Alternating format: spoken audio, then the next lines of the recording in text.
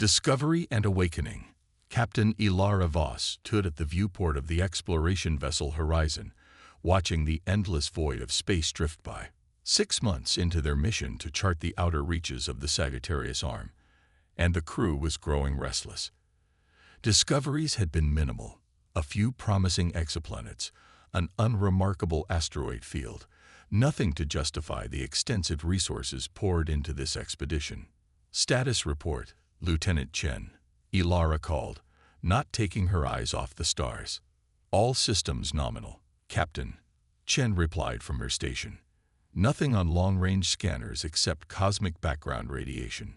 Same as yesterday, and the day before. Ilara nodded, hiding her own frustration. The Horizon was Earth's most advanced deep space explorer, equipped with state-of-the-art sensors and a crew of brilliant scientists and engineers. Yet here they were, finding nothing of significance. Captain, called Dr. Mahira Kaur, the ship's chief scientist, her voice suddenly alert. I'm picking up something unusual on the quantum resonance scanner. The entire bridge crew perked up. The QRS was experimental technology designed to detect subtle disturbances in space-time that might indicate artificial structures. Put it on screen, Ilara ordered. The main display flickered, showing a faint ripple against the background of space. It was barely perceptible, but definitely there. Coordinates locked, Chen announced. It's about 3 light hours from our position. Set course, Ilara said without hesitation. Maximum sustainable drive. As the Horizon changed direction, Ilara felt a flutter of anticipation. Perhaps this mission wasn't a waste after all. They reached the anomaly 17 hours later. At first, there seemed to be nothing there, just empty space. But as they approached closer, sensors began detecting fragments of metal and composite materials scattered across a vast area. It's debris, Dr. Kaur said, reviewing the data. Artificial in origin, but unlike anything in our database. A shipwreck, Commander Alejandro Torres, Horizon's executive officer, suggested. If it is, it's ancient, Dr. Kaur replied. Initial readings suggest these materials have been exposed to space for at least 10,000 years. Ilara ordered the ship to slow as they entered the debris field. Among the scattered fragments, they found something that made everyone on the bridge fall silent. A massive central structure, roughly cylindrical in shape, approximately 1 kilometer long. Despite obvious damage, it was largely intact. That's a warship, Torres whispered, his military background evident in his immediate assessment. Ilara nodded. The structure's design, sleek, angular, with what appeared to be weapon emplacements along its length, clearly suggested a vessel built for combat. Dr. Kaur, full sensor sweep. I want to know everything about that ship before we get any closer. The results were fascinating. The vessel was constructed from an unknown alloy that seemed to absorb sensor scans. Its internal structure was bizarre. Corridors that curved in non-Euclidean patterns, chambers that seemed to fold in on themselves. No life signs, Dr. Kaur confirmed. But there's something else. The material itself. It's exhibiting quantum fluctuations consistent with ongoing molecular restructuring. In English, Dr. Ilara requested. It's healing itself. Very slowly, but the process is measurable. Whatever this metal is, it has self-repair capabilities at the atomic level. That settled it. Ilara authorized an expedition team to investigate the derelict vessel. She would lead it herself, along with Dr. Kaur, Torres, and Chief Engineer Dakota Reed, a brilliant systems specialist who could supposedly make a toaster achieve sentience given enough time. The team boarded one of Horizon's shuttles and approached the alien vessel carefully. Up close, the scale of the derelict was even more impressive. Its hull was covered in strange geometric patterns and what appeared to be writing in an unknown language. Those looked like battle scars, Torres noted, pointing to massive gashes in the hull. Whatever hit this thing had serious firepower. They found what appeared to be an airlock, and after some trial and error, managed to get it open.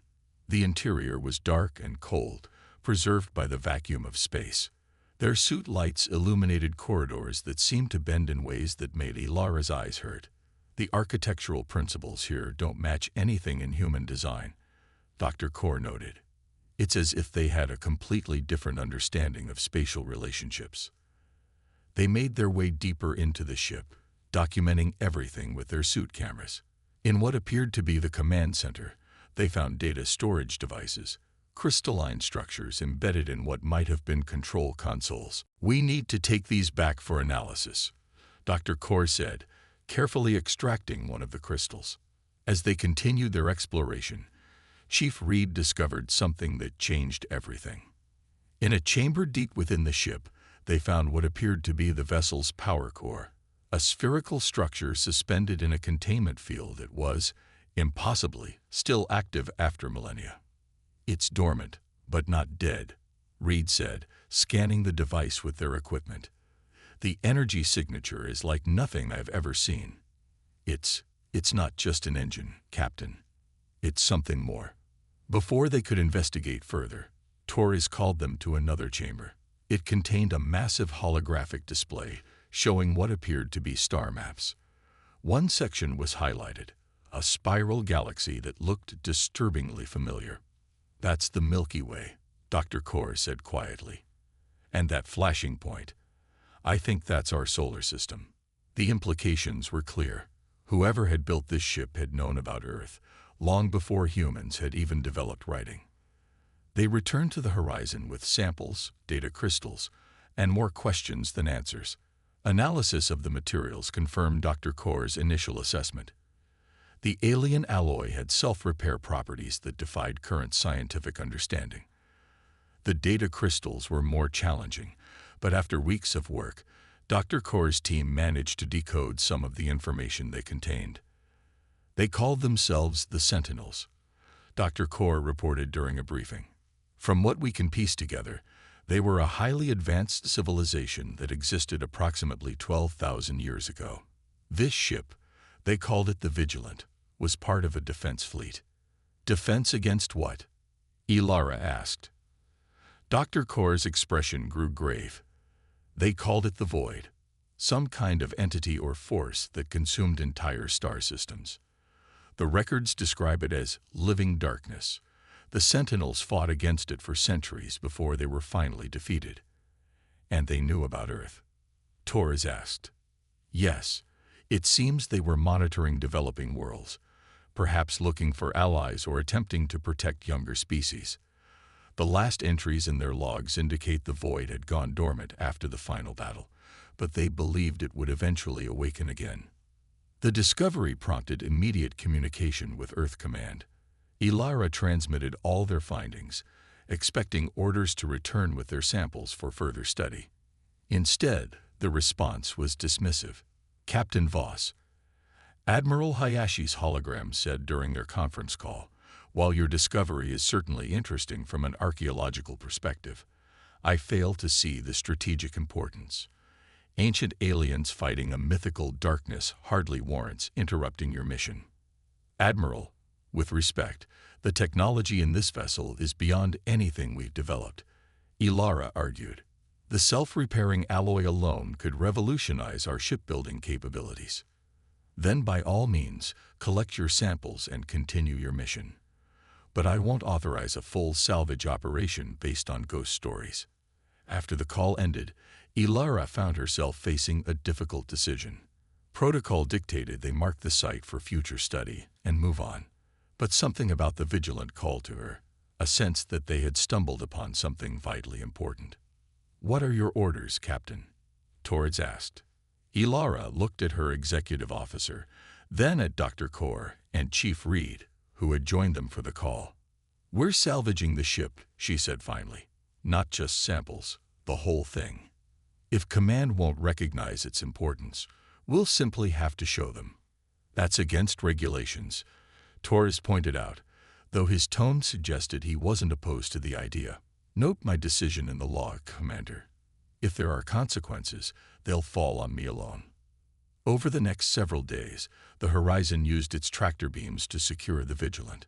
It was slow work, complicated by the derelict's size and the need to preserve its structural integrity. Once it was stabilized, Chief Reed led a team into the engine room to study the dormant power core. "It's incredible," Reed reported. "The core operates on principles we've theorized but never managed to implement. Quantum entanglement on a massive scale. If we could restart it, the energy output would be exponentially greater than our most advanced fusion reactors." "Can you restart it?" Ilara asked. Reed hesitated. "Possibly. But I can't predict what would happen if we did. This technology is so far beyond ours. It would be like a caveman trying to jumpstart a starship." Before Ilara could respond, Lieutenant Chen's voice came over the comm. "Captain, sensors are detecting a spatial distortion at the edge of the system. Something's coming." Ilara rushed back to the bridge. The main screen showed a ripple in space-time, growing larger by the second. "What is it?" she demanded. "Unknown," Chen replied. "But the quantum signature matches descriptions in the Sentinel records of void incursions." As they watched, the distortion expanded, and darkness began to pour through. Not just absence of light, but something that seemed to absorb light, a moving void that defied their sensors. "Battle stations," Ilara ordered, even knowing the Horizon's weapons would likely be useless against whatever was emerging. "And get Reed back here. Tell him to restart that power core. Now." As alarm klaxons blared throughout the ship, Ilara stared at the approaching darkness. They had awakened something ancient, something that had once destroyed a civilization far more advanced than humanity. Their only hope might lie in the broken warship they had salvaged, a piece of scrap metal that was about to become their only chance for survival. Transformation and confrontation. Chief Engineer Dakota Reed worked frantically in the heart of the Vigilant, surrounded by technology millennia beyond human understanding. Sweat beaded on his forehead, despite his suit's cooling systems, as he attempted to interface human equipment with the alien power core. "This is insane," muttered Dr. Samira Hassan, the quantum physicist Reed had drafted to assist him. "We're trying to jumpstart a star with a car battery." "Got a better idea?" Reed shot back, not looking up from his work. Through his comms, he could hear the growing tension on the Horizon's bridge as the void entity approached. "Distance to anomaly." Captain Voss's voice was steady despite the circumstances. 3 million kilometers in closing, Lieutenant Chen reported. Estimated time to intercept, 17 minutes. Reed cursed under his breath. Not enough time, not nearly enough. But then, as he connected another relay, something unexpected happened. The crystalline structures surrounding the power core began to glow, pulsing with internal light. "It's responding," Dr. Hassan whispered. "The core is recognizing our inputs." Reed adjusted his approach, letting intuition guide him where science failed. Instead of trying to force the alien technology to accept human methods, he attempted to communicate with it using the patterns he'd observed in the ship's systems. On the bridge, Ilara watched as the void continued its approach. It had resolved into a massive cloud of what appeared to be nanoscale particles, moving with disturbing coordination, consuming everything in its path. Asteroids, radiation, even light itself. "Weapons status?" she asked, knowing the answer wouldn't change their predicament. "All weapons online," Commander Torres reported. "But sensors can't get a solid lock on that thing, and based on the Sentinel records, our conventional weapons would be useless anyway." Ilara nodded grimly. "Evacuate all non-essential personnel from the Vigilant. Prepare for emergency separation if necessary." Just as Torres acknowledged the order, the ship shuddered violently. For a moment, Ilara thought the void had reached them, but then she realized the vibration was coming from the salvaged warship. "Reed, report." She barked into her comm. "We did it, Captain." Reed's voice was incredulous. "The core is activating. But there's something else happening. The ship's systems are coming online. But they're changing." Ilara rushed to the viewport that overlooked the alien vessel. What she saw defied explanation. The Vigilant's damaged hull was rippling, the metal flowing like liquid, repairing breaches, and reconfiguring its structure. The geometric patterns etched into its surface began to glow with the same crystalline light as the power core. "It's not just repairing itself," Dr. Core said, joining Ilara at the viewport. "It's adapting, integrating our technology with its own." As they watched, sections of the Horizon's outer hull began to detach. Component systems, weapons arrays, sensor platforms, all moving autonomously toward the Vigilant, merging with its structure. The alien vessel was cannibalizing their ship, incorporating human technology into its ancient framework. "Stop it," Torres demanded. "It's going to tear us apart." But Dr. Core shook her head. "I don't think that's what's happening. Look at the interface patterns. They're forming secure connections. It's not attacking us. It's upgrading itself using our technology." Ilara made a rapid decision. "All hands, prepare for emergency protocols. We're going to assist this process." She turned to Torres. "Commander, coordinate with Reed. Identify systems we can safely transfer to the Vigilant without compromising the Horizon's integrity." Torres looked stunned. "Captain, you want us to help this thing eat our ship." "I want us to survive, Commander. And right now, that ship represents our best chance." Over the next crucial minutes, the Horizon's crew worked to facilitate the integration process. They manually disconnected specific systems and watched as they were absorbed into the Vigilant's transforming structure. The alien vessel grew more defined, its previously damaged hull now gleaming with a metallic sheen that shifted colors as they watched. "5 minutes to intercept," Chen announced, her voice tight. Reed's voice came over the comm again. "Captain, you need to see this. The ship, it's creating an interface. I think it wants a pilot." Ilara didn't hesitate. "Location. What used to be the command center. It's completely transformed. I'm on my way." Despite Torres's objections, Ilara took a shuttle across to the Vigilant. Inside, the ship was unrecognizable.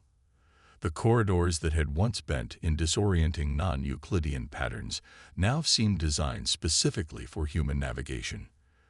The command center had been transformed into something that resembled a bridge, with stations that were unmistakably designed for human operators, despite their alien aesthetics. At the center was a chair surrounded by crystalline interfaces that pulsed with light. As Ilara approached, the crystals reacted, shifting configuration as if inviting her to sit. "The ship has reconfigured itself based on its analysis of our technology and biology," Reed explained, watching the displays with fascination. "It's created a neural interface that should allow direct control." "Should?" Ilara asked, eyeing the chair. Reed shrugged. "It's not like we have an instruction manual, Captain." 2 minutes to intercept, Chen's voice reminded them over the comm. Ilara took a deep breath and sat in the command chair. Immediately, crystal filaments extended from the armrests, painlessly penetrating her skin. Her vision blurred, then expanded exponentially.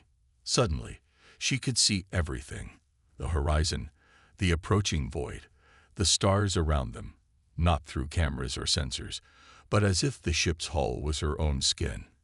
"Captain." Reed's voice seemed distant now. "I'm here," Ilara replied, though she wasn't sure if she spoke aloud or through the ship's communication systems. "I can feel the ship. It's alive, in a way. Not conscious, but responsive." Through her new awareness, Ilara could sense the void more clearly. It wasn't simply a destructive force. It was hungry, seeking energy and matter to consume and incorporate into itself. And it had sensed the activation of the Vigilance power core. "It remembers this ship," Ilara realized. "It fought the Sentinels before. It's cautious." Using her newfound connection, Ilara directed the Vigilant to move between the horizon and the approaching void. The ship responded instantly to her thoughts, its newly integrated human/alien hybrid systems coming fully online. "Get everyone back to the horizon," she ordered Reed. "Prepare to withdraw to a safe distance." "What about you?" Reed asked. "I'm staying. The ship needs a pilot, and I'm linked to it now. Go." As Reed and the remaining crew evacuated, Ilara focused on understanding the Vigilance weapon systems. The Sentinels had fought the Void before and lost, but they hadn't had human adaptability and creativity to complement their advanced technology. The Void entity approached, a roiling darkness that seemed to consume the very fabric of space.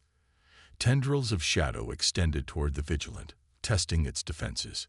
Ilara activated the ship's primary weapons, beams of coherent energy that incorporated principles of both Sentinel technology and human physics. The Void recoiled as the beams struck it, but quickly adapted, absorbing subsequent attacks. "Predictable," Ilara muttered. The Sentinels had failed because they relied on overwhelming force, hitting the Void with the same attacks repeatedly until it adapted and rendered them useless. Humanity's greatest advantage had always been adaptability. Ilara directed the ship's systems to randomize energy frequencies, constantly shifting attack patterns.